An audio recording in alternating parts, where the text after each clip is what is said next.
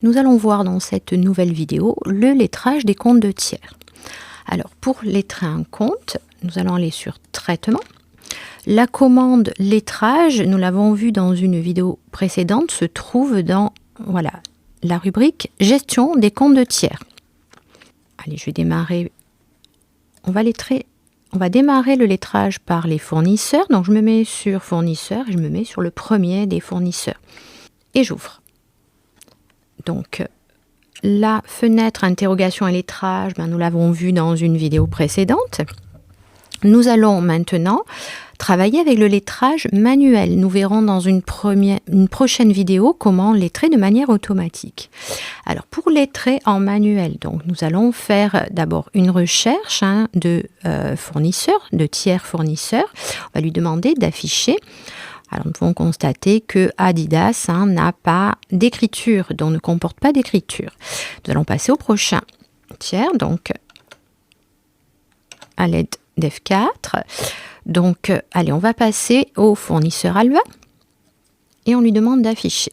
Fournisseur Alva, nous avons une écriture. Il s'agit de la facture en journal d'achat, pas de règlement, donc pas de possibilité de lettrer. Alors, AXA Assurance, nous n'avions, oui, peut-être un prélèvement, on va voir ça, on va afficher. Voilà, donc le fournisseur AXA. Nous pouvons remarquer ici en journal des à nouveau, que nous avons une facture de 949 € soldée par journal de banque lors du rapprochement. Donc ces deux montants s'équilibrent donc. L'objectif, c'est de rapprocher, pointer et mettre une petite lettre similaire à ces deux lignes de solde opposées qui s'annulent finalement pour ne plus ensuite avoir à s'en occuper lorsque l'on pointera à nouveau nos comptes. On sait que ça, c'est ce montant-là, il est réglé. On pourra ensuite demander à visualiser les écritures non lettrées. Finalement, pour les fournisseurs, les choses qui restent à payer. Donc, comment je vais faire? Donc, je vais laisser la lettre A et je vais, comme pour le rapprochement automatique, je pointe ces deux mouvements. Alors, vous voyez que tant que je n'ai pas un solde qui s'équilibre, ici, j'ai un solde négatif. Si je ne pointe que la ligne de banque, j'ai un solde positif. L'objectif, lorsque en deux ou plusieurs lignes, mais je dois avoir un solde nul, et je peux avoir accès à ce moment-là à la commande lettrer, ce que je fais. Alors là, mes deux lignes disparaissent et je peux les retrouver en écriture lettrée. Voilà donc pour le lettrage manuel. Alors, nous passerons en lettrage automatique pour lettrer les autres écritures, mais on pourrait aller en faire manuellement un deuxième pour, et un client éventuellement. Donc,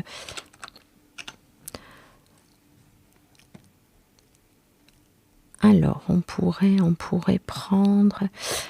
On va essayer Cosmo Paris. On lui demande d'afficher. Alors, je vais me mettre sur les écritures non lettrées. Voilà, donc là, compte intéressant. Pourquoi? Parce que nous constatons que nous avions en écriture de report à nouveau un montant, donc créditeur, une facture donc de 800 €. Puis un avoir que nous avions saisi lors des à nouveau aussi pour un montant de 250,31 €. Et enfin, nous avions saisi un règlement donc par chèque d'un montant de 550,28 €. Donc a priori, donc ces deux montants-là soldent celui-ci. Nous allons tester. Je vais sélectionner la facture. Je vois ici que j'ai son montant négatif qui apparaît. Et puis l'avoir, je vois que le montant de l'avoir vient en déduction et que j'ai exactement le montant de mon règlement ici, 550,28 € en négatif. Voilà. Et je coche aussi ce règlement-là. Mon solde est maintenant nul, je peux lettrer. Et pour ce compte-là, voilà, donc ces 3 lignes passent en écriture lettrée. Alors pour finir sur la problématique du lettrage manuel,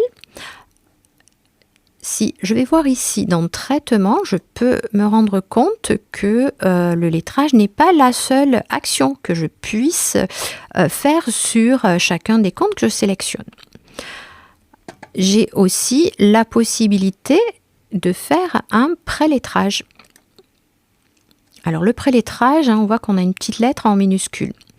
Alors le prélettrage va être utile lorsque je veux préparer un lettrage mais que les montants ne s'équilibrent pas. Par exemple, je sais que, alors je vais revenir sur mon fournisseur Cosmo, je sais que cette ligne-là et cet avoir-là, bon, cet avoir vient en déduction de cette facture, mais je n'ai toujours pas passé le règlement. Je veux préparer mon lettrage, je peux mettre, voilà, un lettrage. Vous voyez, là j'ai accès à la commande lettrée, bien que les soldes ne s'équilibrent pas. Je peux mettre un prélettrage là-dessus. Alors oui, l'écriture est déjà lettrée, forcément. Je fais les choses à l'envers, donc ce que je vais faire, je vais essayer de trouver autre chose. Nous allons aller sur clients divers magasin, afficher. On va lui demander un lettrage par montant pour les écritures non lettrées. Et voilà, donc sur mon client divers magasin, le ticket Z de la semaine 1 a pour contrepartie ces 3 écritures-là. Mais je pourrais préparer mon lettrage avant d'avoir, par exemple, passé l'écriture de rapprochement. Donc là, je vais pouvoir, si je vais en prélettrage, lui dire, bon, cette ligne-là, plus le règlement en espèces que j'ai passé en journal de caisse, donc, et les règlements par chèque, ça concerne finalement ce ticket Z là. Alors là, je vais faire un prélettrage. Voilà, et là, il va accepter mon prélettrage. On voit qu'il y a un petit A. Je sais que finalement, ces 3 lignes concernent, ont finalement en sens opposé, un mouvement commun. Donc, lorsque j'aurai passé, voilà, ensuite mon écriture après rapprochement, je peux à ce moment-là me dire, oui, j'avais prélettré, je retourne en lettrage, et puis là, donc ces 4 montants, s'équilibrent, je peux lettrer. Voilà, et on peut visualiser, ici, maintenant, nous avons un lettrage et non plus un prélettrage. Donc finalement, le prélettrage prépare le lettrage sur les comptes un petit peu compliqués pour lesquels on veut rattacher, avoir règlement à une facture. Ça permet après de moins perdre de temps en lettrage. Alors enfin, vous avez la possibilité d'aller en pointage. Alors le pointage, encore autre chose, le pointage, lui, permet de repérer un mouvement sans avoir de contrepartie obligatoirement. Je vais essayer de trouver autre chose. Donc, je vais aller sur client divers Internet et je vais lui demander de m'afficher le compte. Et puis, alors là, on voit qu'on pourrait lettrer. Ça s'équilibre parfaitement. Mais j'ai ce montant-là, par exemple. Donc, je me dis, j'aimerais en parler à l'expert comptable, voir un petit peu, lui, ce qu'il en dit, est-ce que j'ai bien fait les choses. Donc, qu'est-ce que je vais faire? Je vais mettre, voilà, un pointage par montant avec une lettre de mon choix. Alors, je peux me mettre une lettre dont, ça c'est personnel. Je sais, par exemple, la lettre Z, c'est mes lettres de pointage. Alors là, on voit clairement que ça n'est pas équilibré, mais je vais avoir la possibilité de pointer. Voilà, là, de mettre cette lettre-là qui ne correspond pas finalement à une contrepartie. C'est simplement un petit mémo pour moi lors de finalement de la révision de mes comptes. Donc voilà pour la partie interrogation et lettrage manuel d'un compte client ou fournisseur, d'un compte de tiers. Prochaine vidéo, le lettrage automatique.